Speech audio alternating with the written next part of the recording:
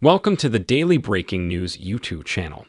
The exact source of the challenges that Putin faces on a daily basis has emerged from the Ukraine war. Now, Russian officials and parliamentarians want Ukraine's war to stop. A communist Russian lawmaker addressed Putin and urged an end to the conflict after 3 months of terrible casualties. A similar demand was made by 4 other MP. This was clearly the first administrative strike against Putin, and it was perceived as an unexpected result in the face of the country's brutal persecution. Putin's insistence on a Ukrainian conflict stunned the world. Russia had massed its troops surrounding Ukraine before February 24, but even though intelligence sources predicted that Russia would seek to invade Ukraine, it was also evident that there were significant dangers. Russian President Vladimir Putin felt that by conquering Ukraine's capital, Kyiv, in 3 days, he would score a major triumph.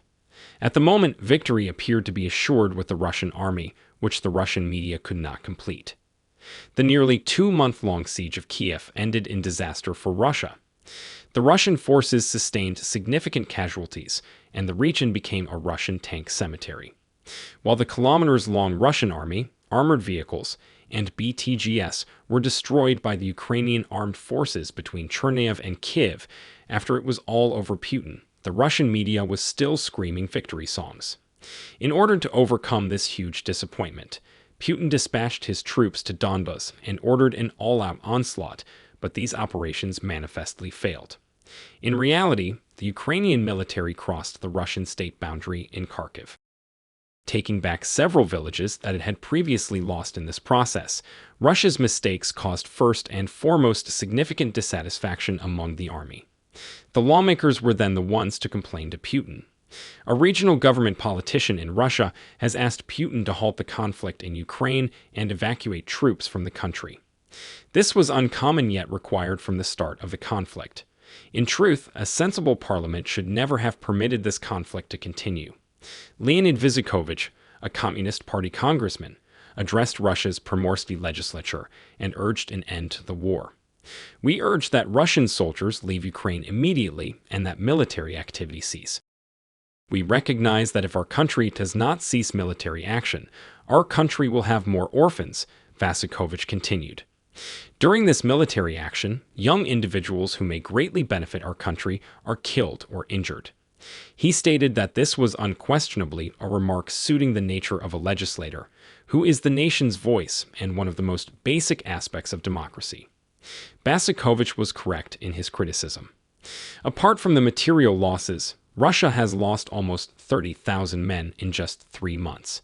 No country is prepared to completely collaborate with Russia any longer. Even China has barred Russian planes from landing and has ceased selling spare parts to them. It was also claimed that all 4 communist members of the Puomori camp in Russia's Far East had repeated Vyzukovich's plea to Russian President Vladimir Putin to cease the war. The number of daring Russian politicians who believe in Vyzukovich appears to be growing. This was Putin's first administrative blow, and it was perceived as an unexpected consequence, despite the fact that it was not reflected in the foreign press as a result of the country's developments. Those who criticized Putin during the process were treated brutally. There was no room for criticism, and numerous publications were suppressed. At a hearing, Leonid Vyzukovich, a member of the legislature, said that Russian soldiers lost a lot of lives and didn't win many battles. However, the Communist Party's leadership blasted the issue with a primal yell. Even though this shows that the political establishment is on Putin's side, MP are not the only ones who have spoken out against Putin's actions in Ukraine. Public officials in Russia who want to end the conflict are not sure what will happen to them. NATO said the event would reflect the Assembly's unflinching support for Ukraine and the alliance's readiness to repel any danger to NATO members and protect every inch of NATO territory. The inference to be made from this speech was that Putin's attempt to scare neighboring countries by invading Ukraine had failed. With his severe loss in Ukraine, Putin not only prompted the nations in the region to take measures, but he also ruined the prestige of the Russian army. In addition, the Russian army lost around 30,000 combat personnel, as well as over 1,300 tanks and 200 bombers.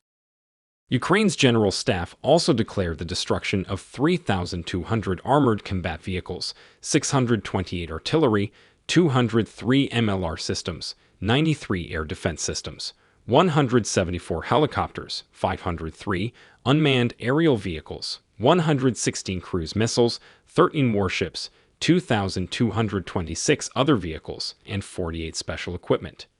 Despite Ukraine's unilateral announcement of this data, Western intelligence sources confirm comparable estimates. Ukraine has undeniably transformed into a Russian steel cemetery. Thousands of Russian tanks have been destroyed within Ukraine's borders and will never be rebuilt. According to a senior U.S. defense official, Russian main battle tanks are reported to have been destroyed or made unusable. Russia also lost more people in the 3 months of the fight than the Soviet Union lost throughout the 10-year war in Afghanistan. This is an incredible figure. Whatever way you look at it, we're talking about a 10-year battle in one location and an offensive that has only been going on for a few months. And at the start of this attack, everyone expected things to go in favor of the Russians. The reality is that many Russian tanks were lost in 3 months of fighting, and the Kremlin is still far from winning. The situation has become so severe that the age of Russian tanks may be drawing to a close.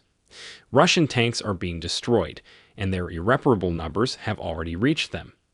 While the courageous defenders of the Ukrainian army deserve the majority of the credit for this accomplishment, the influence and share of the Javelin NLAW Stinger and Bay of Erector TB2 is also significant. Indeed, the Bayraktar TB2 appears to be ushering in a new age, not only in land operations, but also in naval operations, as it was the first in the world to sink a ship and beat the Russians in naval warfare. Along with this, it appears that Bayraktar, TB2, and other similar assault and reconnaissance drones will now be seen on battlefields. The value of improved portable anti-tank missiles has been demonstrated yet again. At the same time, it is said that Russia's industry was completely paralyzed by the massive blows it took because of the sanctions, with most of its factories closing down. St. Philip's Payson, a professor of strategic studies at Scotland's Andrews University, said that the attempt to invade Ukraine was the last battleground for tanks, and that tanks will play a much smaller role on the battlefield from now on. This decision is clearly correct, because tanks have very limited mobility in wide terrain and are absolutely helpless against newly manufactured unmanned aerial vehicles and aeroplanes. It seems like city sieges are the best way to use tanks, but the sieges of Kyiv and Kharkiv showed that the latest generation of shoulder-launched anti-tank missiles make it hard for tanks to get into cities and can just hunt them down. Look around the 24th of February. Russia had many more tanks than Ukraine, both in quantity and quality. In reality, Russian tank battalions were thought to be the most sophisticated in the world. However, their crushing defeat is obvious. Tanks have been around for a long time, but this battle showed how useless they are. Until now, tanks had never been shown to be so helpless. In the end, Putin's unbeatable armada turned into a huge tank graveyard in Ukraine, and Putin's ambitions were crushed. The deaths of thousands of Russian and Ukrainian soldiers, as well as the duration of the war, will have an impact on both the regional and global economies. More specifically, it is unknown how Putin will be stopped. We hope that a peaceful atmosphere may be built between Russia and Ukraine as soon as possible by defending Ukraine's territorial integrity and freedom.